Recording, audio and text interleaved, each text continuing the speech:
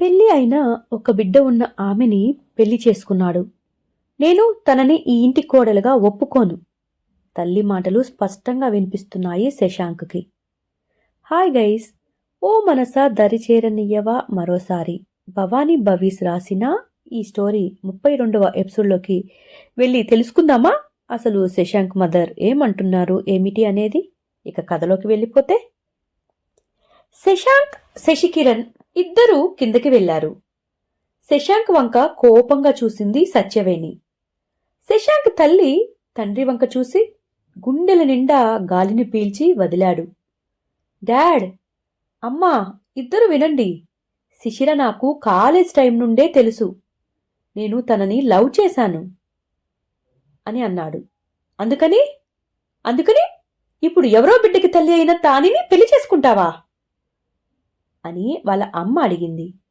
అమ్మా, వాడు చెప్పేది కొంచెం పూర్తిగా విను ముందు అని శశికిరణ్ చెప్పాడు. ఏంట్రా వినేది? ఎవరి బిడ్డో నా ఇంట్లో పెరగటం నేను సహించలేను అంటూ వాళ్ళమ్మ మరలా కస్సుబుస్సుమనింది. అమ్మా ప్లీజ్, చెప్పేది విను. గ్రీష్మ ఎవరి బిడ్డో కాదు, నా కూతురు, నా రక్తం, నాకు శిశిరకి పుట్టిన పాప అని గట్టిగా అరిచాడు శశాంక్. అంతే, ఇక హాల్లో అంతా నిశ్శబ్దం అలముకుంది. వెంటనే, ఏంటి శశాంక్, ఏమంటున్నావు అని అడిగాడు శశాంక్ తండ్రి.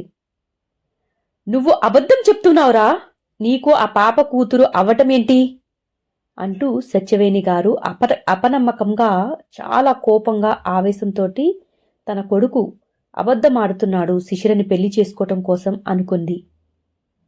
కాదు, నిజం. శిశిరకి అసలు పెళ్లి అవ్వనేలేదు. తనను ప్రేమ పేరుతో నేను నమ్మించాను. తర్వాత తనని వదిలేసి ఏమీ తెలియని, ఏమీ ఎరగని అమాయకుడిలాగా ఫారెన్ వెళ్ళిపోయాను.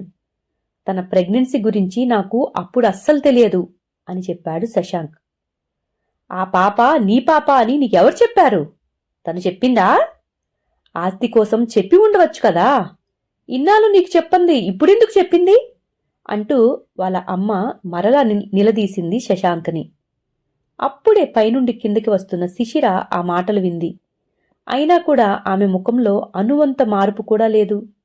అసలు వాళ్ళు మాట్లాడుకుంటుంది తన గురించి కాదు అన్నట్లు ఏమీ రెస్పాన్స్ అవ్వకుండా, తన ఫేస్లో ఎటువంటి ఫీలింగ్స్ లేకుండా కిందకి వచ్చి మెయిన్ డోర్ వైపు అడుగులు వేసింది. శశాంక్ వెంటనే ఆమెను చూసి ఫాస్ట్గా ఆమె దగ్గరికి వెళ్ళి తన చేతిని పట్టుకున్నాడు. ఎక్కడికి వెళ్తున్నావు శిశిరా అని అడిగాడు ఆత్రంగా. అతని చేతి నుండి తన చేతిని విసురుగా లాక్కొని నా కూతురి దగ్గరికి అని తను వెళ్ళబోయింది. సరే, నేను వస్తాను పద అన్నాడు శశాంక్. అవసరం లేదు, నేను వెళ్ళగలను. మీరు మీ ఫ్యామిలీ మ్యాటర్స్ చూసుకోండి. అలాగే ఇంకో విషయం, నాకు మీ ఆస్తిపాస్తులు ఒక్క చిల్లి గవ్వ కూడా అవసరం లేదు. నేను ఇక్కడ ఉండను. నాకు అంటూ ఒక నీడ ఉంది, ఉద్యోగం ఉంది అని ఒకసారి సత్యవేణి వైపు చూసి బయటికి నడిచిపోయింది. శశాంక్ ఒకసారి తల్లి వంక చూసి శిశిర వెనక్కి వెళ్ళాడు. శిశిరను బలవంతంగా కారు ఎక్కించి తీసుకుని వెళ్తున్న శశాంక్ను చూసి ఏడుస్తూ, చూసారా ఎలా దాని కొంగు పట్టుకు వెళ్లాడో? అది ఏం చెప్తే అది వింటున్నాడు వీడు అని కళ్ళు ఒత్తుకుంది సత్యవేణి. అమ్మా ప్లీజ్, సీన్ చెయ్యకు. ఒక ఆడదానిలాగా ఒకసారి ఆలోచించు. పెళ్లి అవ్వకుండా తల్లి అయ్యి ఒంటరిగా ఆ అమ్మాయి ఎన్ని కష్టాలు పడి ఉంటుంది. శశాంక్ తన కోసమే ఈ నిర్ణయం తీసుకున్నాడు. అప్పటి నుండి తనని పెళ్లి ఒప్పించాలి అని అనుకుంటున్నాడు. ఇన్ని నెలలో ఇప్పుడు తను గ్రీష్మని కూతురు అని చెప్పలేదు. వాడికి దగ్గర రానివ్వలేదు. ఇప్పుడు పాపకి అస్సలు ఆరోగ్యం బాగలేదు. అత్యవసర పరిస్థితి వచ్చి పాప గురించి చెప్పింది అని అన్నాడు శశికిరణ్. ఏమైంది పాపకి? ఆదుర్దాగా అడిగింది సత్యవేణి. ఆమెకి ముద్దుగా ఉన్న చిన్నారి గ్రీష్మ గుర్తుకు వచ్చింది. పాపకి బ్లడ్ క్యాన్సర్ ఉంది అత్తయ్య. నా ఫ్రెండ్ మధునే తనకి ట్రీట్మెంట్ చేస్తున్నారు అంటూ రేష్మ వచ్చి చెప్పింది. సత్యవేణి మనసు ఒక్కసారిగా విలవిలలాడిపోయింది.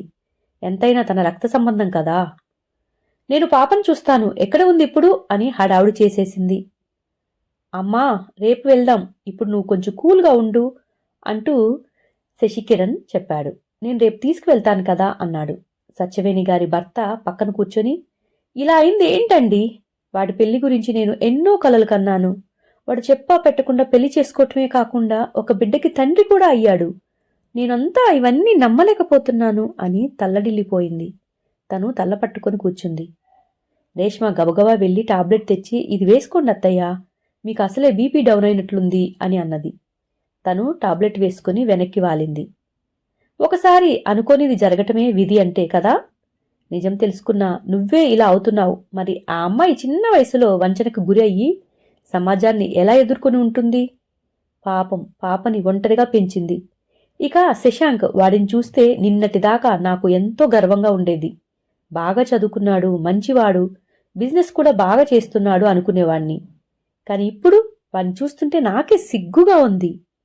మన పెంపకంలో పుట్టి ఒక అమ్మాయి లైఫ్ నాశనం చేశాడు వాడు.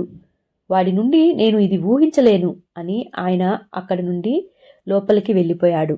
శశాంక్ తండ్రి సత్యవేణి గారు భర్త చెప్పిన మాటలు అర్థం చేసుకుంటూ కొంచెం ఆలోచనలో పడ్డారు. శశాంక్, శిశిర హాస్పిటల్కి వచ్చారు. గ్రీష్మ వాళ్ళని చూసి, మమ్మా ఎక్కడికి వెళ్ళావు ఇంతసేపు అని అడిగింది. చిన్న పని ఉండి బయటికి వెళ్ళాను తల్లి అని కూతురి నుదుటిన ముద్దు పెట్టుకుంది.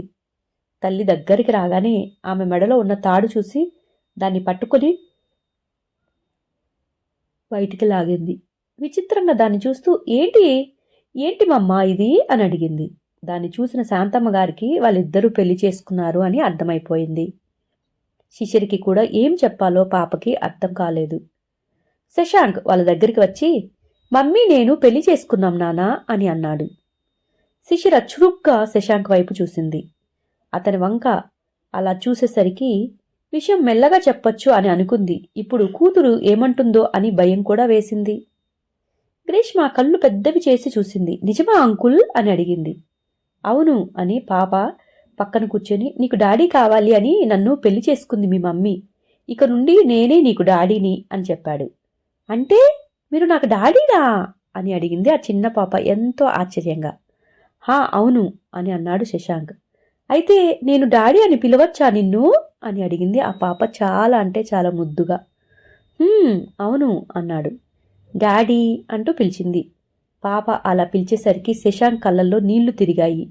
పక్కకి తిరిగి తుడుచుకున్నాడు. ఎందుకు ఏడుస్తున్నారు? మీకు నేను అలా పిలవటం నచ్చలేదా అని చాలా అంటే చాలా అమాయకంగా ఆ పాప అడిగేసరికి కూతుర్ని తన గుండెలకి హత్తుకొని, చాలా చాలా నచ్చింది నాన్న, నువ్వు డాడీ అంటే ఏడవటం లేదు, చాలా సంతోషంగా ఉన్నాను అని అన్నాడు. డాడీ డాడీ అని పిలుస్తూనే ఉంది గ్రీష్మ నవ్వుతూ. పాప ముఖం అంతా ముద్దులు పెట్టి లవ్ యూ బంగారం అని అన్నాడు. పాప ఎలా రియాక్ట్ అవుతుందో అని భయపడిన శిశిరకి పాప ముఖంలో సంతోషం చూసేసరికి మనసు చాలా తేలికైపోయింది. శాంతమ్మ శిశిర ముఖంలో కలలేకపోవటం గమనించింది.